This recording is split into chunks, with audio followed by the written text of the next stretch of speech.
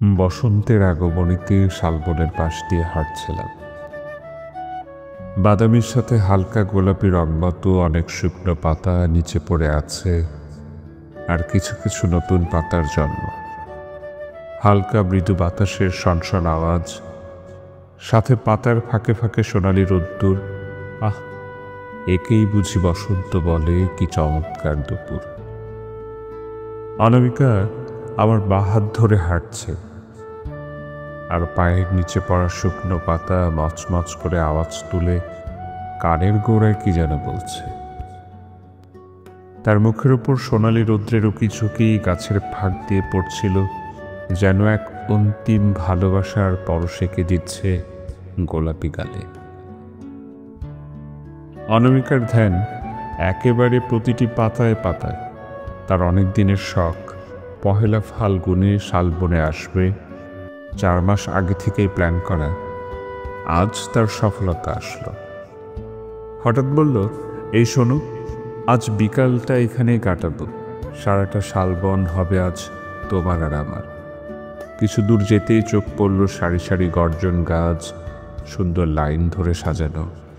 উঁচু উঁচু বিশাল গাছ, এক পাশে শাল আর এক পাশে গর্জন। হারিয়ে গেল সে সেখানে। আমার হাতটা ছেড়ে দৌড়ে গেল গাছের তলায়, বলল, আমি একটু মুক্তভাবে ঘুরি, তুমি আমার পাশে থেকো, দেখো যেন হারিয়ে না যায়। আহ, কি অপরূপ দৃশ্য! আমি শুধু উপভোগ করছিলাম। আজ অনামিকাকে অসম্ভব সুন্দর লাগছে। আমি ভাবছিলাম সেই কথা যে মানুষ যখন মন থেকে আনন্দ পায় তখন পরিবেশ তাকে আপনা আপনি সুন্দর করে তোলে। আজ বুঝি সেই মুহূর্তটাই এলো অনামিকা। আজ তাকে মুক্ত স্বাধীন লাগছে। বাবার করশাসনের বাহিরে এসে এই প্রথম সে আমার সাথে ঘুরতে এলো। সারাটা দুপুর সে হারিয়ে গেল গাছেদের ভালোবাসায়, আর আমি মুগ্ধ হয়ে দু চোখ ভরে তাকে দেখছিলাম।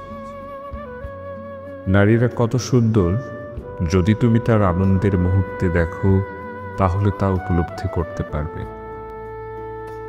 অনামিকা আজ হালকা হলুদ রঙের শাড়ি আর লাল রঙের ব্লাউজ পরেছে, সাথে ম্যাচিং করে ছোট একটা চাদর।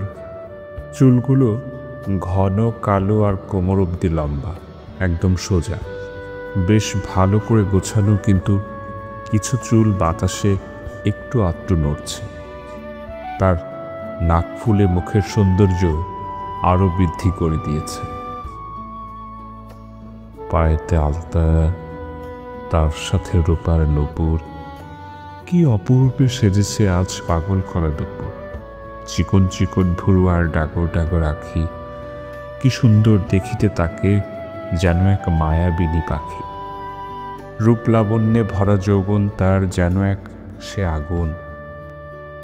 তাই দেখে ভাবছে এ মন, এলো বুঝি আজ বসন্তের ফাগুন। তাই দেখে ভাবছে মন, এলো বুঝি আজ বসন্তের ফাগুন।